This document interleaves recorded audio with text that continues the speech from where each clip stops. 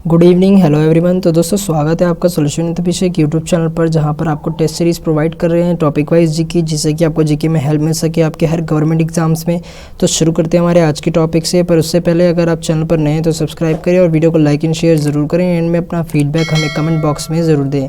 इसका PDF है वो हमारे आपको हमारे टेलीग्राम ग्रुप में मिल जाएगा, जिसका लिंक हमने डिस्क्रिप्शन में दिया है। और आप सुबह 6 बजे करंट अफेयर्स भी देख सकते हैं, इसी चैनल पर हम प्रोवाइड कर रहे हैं। उसका भी जो वीडियो का लिंक है, आज के करंट अफेयर्स के वीडियो का लिंक, उसका भी लिंक डिस्क्रिप्शन में है, तो आप वहां से भी देख सकते हैं। आगे बढ़ते हैं हमारे फर्स्ट क्वेश्चन की ओर। क्वेश्चन नंबर 1, प्रारंभिक वैदिक काल के दौरान 2 विधानसभाएं क्या थी? मैं आपको 5 सेकेंड दूंगा लाइव चैट में आंसर करने के लिए। आप लाइव चैट में 5 सेकेंड के अंदर आंसर देंगे और 5 सेकंड के बाद मैं आपको इसके लिए एक डिटेल फॉर्म में एक्सप्लेनेशन दूंगा, जो और भी एग्ज़ाम्स में काम आ सकती है। तो आपका टाइम शुरू हो जाता है। 5 सेकंड मिलेंगे सिर्फ। प्रारंभिक वैदिक काल के दौरान 2 विधानसभाएं क्या थी? समिति, सभा, समिति और सभा। हो गए 5 सेकंड। तो इसका आंसर है समिति और सभा, इसका आंसर है। आगे बढ़ते हैं, इसके बारे में डिटेल फॉर्म में जानते हैं। वैदिक काल के बारे में जानते हैं। वैदिक युग 1500 ईसा पूर्व से 600 ईसा पूर्व के बीच था। ये अगली प्रमुख सभ्यता 1400 ईसा पूर्व के सिंधु घाटी सभ्यता के पतन के बाद प्राचीन भारत में हुई थी। पतन मतलब होता है किसी चीज़ का दब जाना। मैंने अपने 2 पार्ट और पढ़ा दिए हैं पिछली वीडियोज़ में, तो आप वहाँ से भी देख सकते हैं। राजन के नाम से जाने जाने वाले राजा के साथ सरकार राजशाही रूप थी, और जो पितृसात्मक परिवार था। वैदिक काल में जन सबसे बड़ी सामाजिक इकाई थी। जन सबसे बड़ी सामाजिक इकाई थी। जो सामाजिक समूहीकरण, कुल, परिवार, ग्राम, विसु, जन।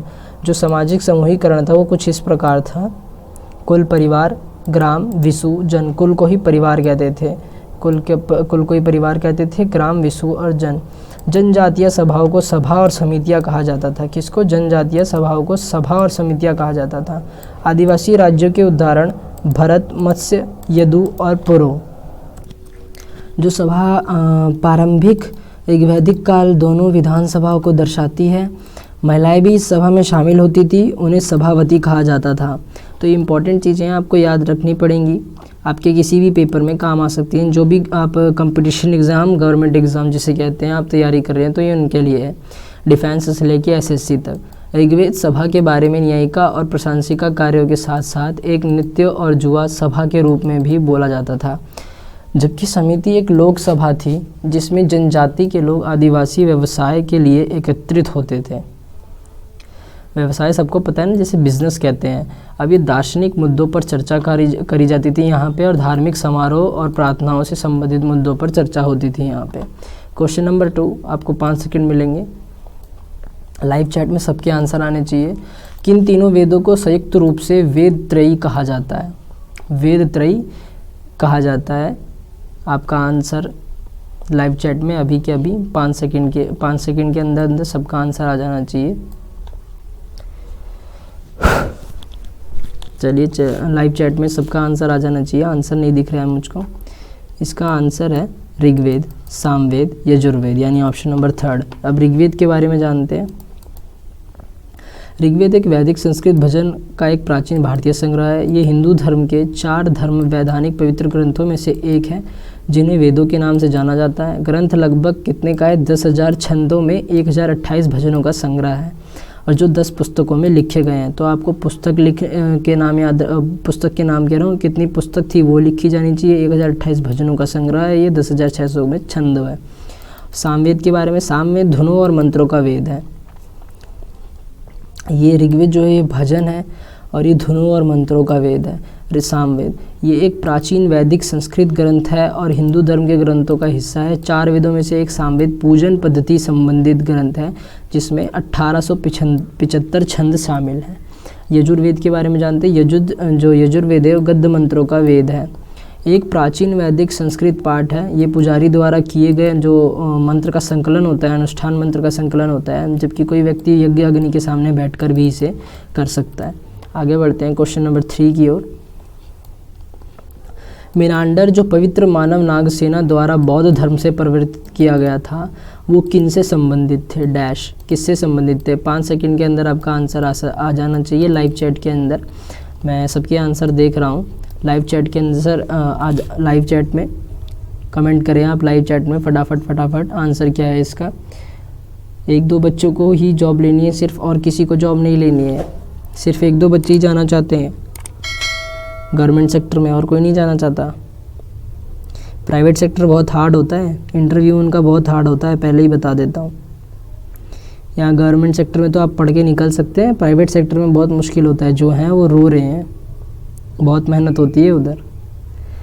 इसका आंसर है ऑप्शन नंबर 2, भारतीय यूनानी शासक थे। भारत पर शासन करने के लिए सबसे प्रसिद्ध भारतीय यूनानी शासक अपने विषयों के साथ न्याय और लोकप्रियता के लिए जाने जाने वाले मिनांडर थे।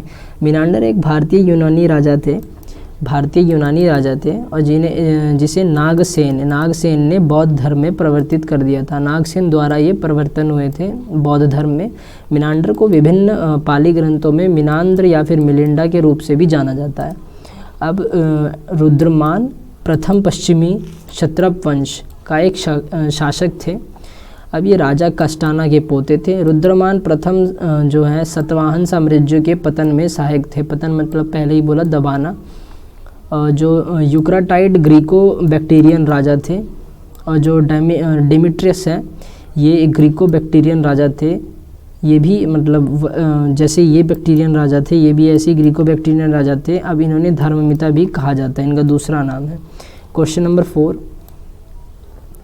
5 सेकंड के अंदर हर्षवर्धन दरबार का कौन, जो हर्षवर्धन के जो दरबार है इनका दौरा कौन करने के बाद जिन्होंने एक पुस्तक लिखी जिसका नाम है शी यू की, किन्होंने लिखी थी? आंसर 5 सेकंड के अंदर मैं आपको 5 सेकंड से ज़्यादा नहीं दूंगा, क्योंकि 5 सेकंड में सबके आंसर आ जाने चाहिए। और एक बार वीडियो को शेयर कर दीजिए और लाइक कर दीजिए, जिससे कि और लोगों को रीच मिल जाए और लोग इस फ्री वीडियो का फ़ायदा उठा पाए। तो इसका आंसर है ऑप्शन नंबर 2, हेंतसंग। हेंतसंग ने हर्षवर्धन के दरबार में जाकर शी यू की पुस्तक लिखी थी। शी यू की का अर्थ क्या है? इसका अर्थ भी पूछा जाता है कभी कभी।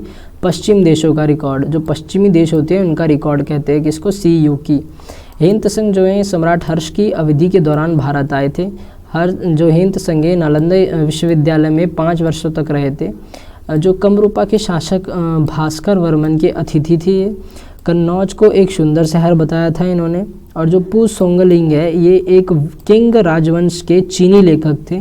पू सोंगलिंग स्ट्रेटेज स्टोरीज के लेखक थे। स्ट्रेंज स्टोरीज जो होती हैं अजनबिया कहानियाँ, उनके लेखक थे। बाणा भट्ट के बारे में जानते हैं? राजा हर्षवर्धन के दरबार में अस्थाना कवि थे। अब देखिए बाणा भट्ट की बात क्यों आई, क्योंकि यह राजा हर्षवर्धन से संबंधित है इसलिए। जो कदम्बरी बाणा भट्ट का काम है, जो कदम्बरी है ये बाणा भट्ट का काम है, जो बाणा भट्ट द्वारा हर्षचरित भी लिखा गया है। आगे बढ़ते हैं हमारे नेक्स्ट क्वेश्चन की ओर, क्वेश्चन नंबर 5 जो कि लास्ट क्वेश्चन है। ये 5 क्वेश्चन है, आप इससे मत घबराइए और इसको पूरी वीडियो को देखिए। एक्सप्लेनेशन के साथ है इसलिए 5 सेकंड है। अगर मैं आपके लिए और क्वेश्चन लाऊंगा तो समय मान लीजिए बढ़ जाएगा, और समय बढ़ जाएगा तो छोटी वीडियो रहेगी तो आपको फ़ायदा होगा याद करने में, बड़ी वीडियो होगी तो कोई फ़ायदा नहीं होगा। निम्नलिखित में से कौन सी पुस्तक हर्षवर्धन द्वारा नहीं लिखी गई थी? इनमें से कौन सी पुस्तक हर्षवर्धन के द्वारा नहीं लिखी गई है? तो अभी अभी मैंने आंसर बताया था मेरे ख्याल से, बाणा भट्ट ने कदम्बरी लिखी थी। और ये जितनी भी किताबें हैं ये सारी इन्होंने लिखी हैं। हर्षवर्धन ने रत्नवाली, नागानंद, प्रियदर्शिका। सिर्फ कदम्बरी जो है वो बाणा भट्ट ने लिखी है। तो आपको ये याद तो होना चाहिए था क्योंकि मैंने अभी अभी आपको बताया था। आगे बढ़ते हैं, इसके बारे में डिटेल फॉर्म में जानते हैं। विकल्पों में से जो केवल कदम्बरी इन्होंने हर्षवर्धन द्वारा नहीं लिखी गई है। जो कदम्बरी एक प्रसिद्ध पुस्तक है जो बाणा भट्ट ने द्वारा रचित करी गई है, इन्होंने लिखी है। जो हर्षवर्धन है, हर्षवर्धन ये एक वर्धन एक्स्ट्रा है। हर्षवर्धन जो है ये पुष्यभूति वंश के शासक थे। 606 CE यानी क्राइस्ट एरा यानी ईसा पूर्व और 647 तक रहे हैं। ये उत्तर भारत पर शासन किया उन्होंने। ये वैश्व वर्ण के थे। वैश्व मतलब होता है जो बिजनेस होते हैं, जैसे गुप्ता कहते हैं। गुप्ता यानी बनिया मान लीजिए, जो होते हैं ना बनिया, उस क्या बोलते हैं वर्ण के थे ये। अब जो चीनी यात्री होते हैं जुआन ज़ैंग, ये हर्षवर्धन के शासनकाल में भारत का दौरा करा था इन्होंने।